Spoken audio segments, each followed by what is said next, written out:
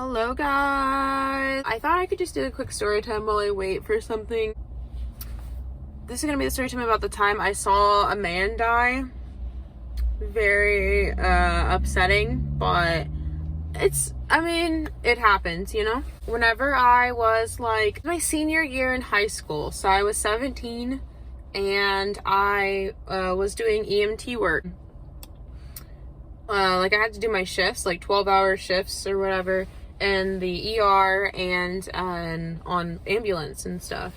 So while doing the ER runs, I saw a lot of stuff. Like I saw like people's fingers like just separated. Like I saw really deep cuts, a lot of blood, a lot of just like really sick old people, like really just old people. That was probably like the majority of like all the calls. But we knew this one would be different because of the way that they were handling the situation. They didn't tell us too much just because they felt like we should have already known, and it was a very dire situation at that moment.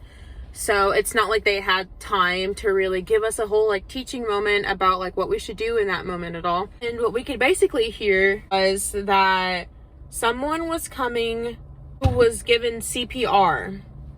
And whenever you're given CPR, you are not breathing. Your heart's not beating and you're not breathing, which means that you would be technically dead, but we can still try to like resuscitate you, obviously. So he's coming in on a CPR machine and we have to get this room ready like super quick.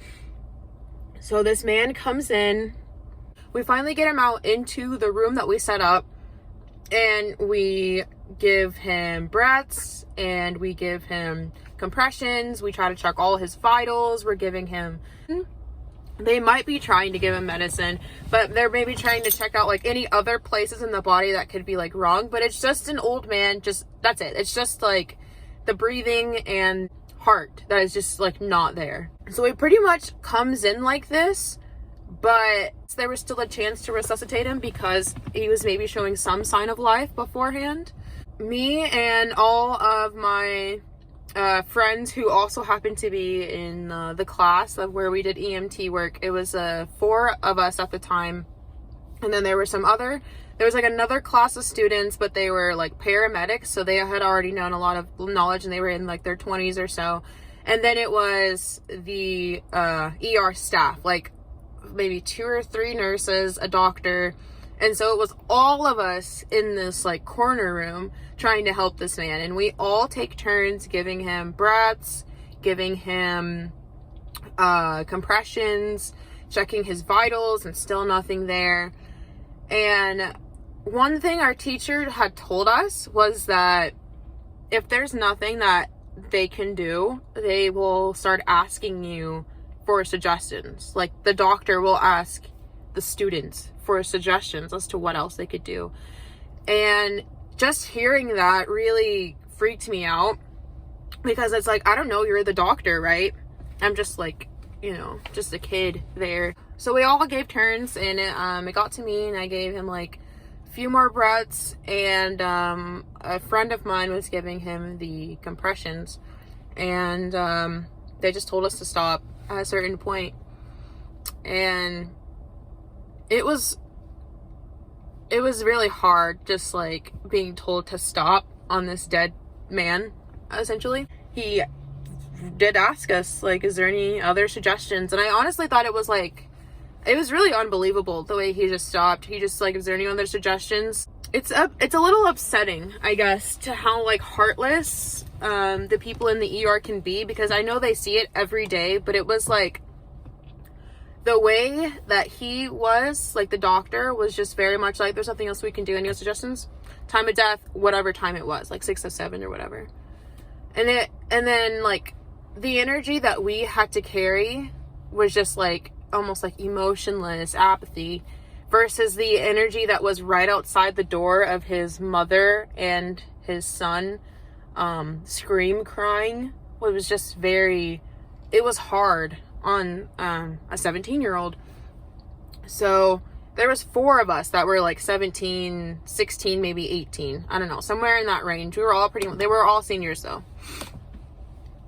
And we just like looked at each other. We couldn't understand what exactly was happening. Like, we didn't know what to do next. Like, we knew we needed to like leave the room so that the family could be with the man. But we also know that like we had to like put this down like as paperwork. So it was really like, it was like to switch gears really fast like that is just very new to all of us. So we leave the room and we all go into this little waiting room in the ER. And we sit there. We all start bawling except for one girl, because she felt like she had to like make sure that we were okay. So she didn't cry, but like the rest of us bawled our eyes out, and we were laughing because we just couldn't believe it. Because we were sad and everything, but we were also very much like we could not believe it more than anything, because we've been trained somewhat to know that this will happen. We'll probably see like a birth, and we'll probably see a death. Like, who knows? Like, you don't know. But this is the end that we got. And but it was, I mean, yeah, how like apathetic doctors can be, but just life happens, you know, and how like it's treated and life goes on. And even though we got our chance to cry and sit there, and even though we laughed about it, like, because we just couldn't believe it, it was crazy to all of us that we experienced that. And I'm honestly grateful that my friends, that I had friends in that class and that I was with them when that happened, because it was just a crazy experience for all of us. And it was very sad, and that's just not my thing at all. So I won't be going back into like ER anything. So that was my story about that. Thank you for watching, guys, and I'll see you in the next one.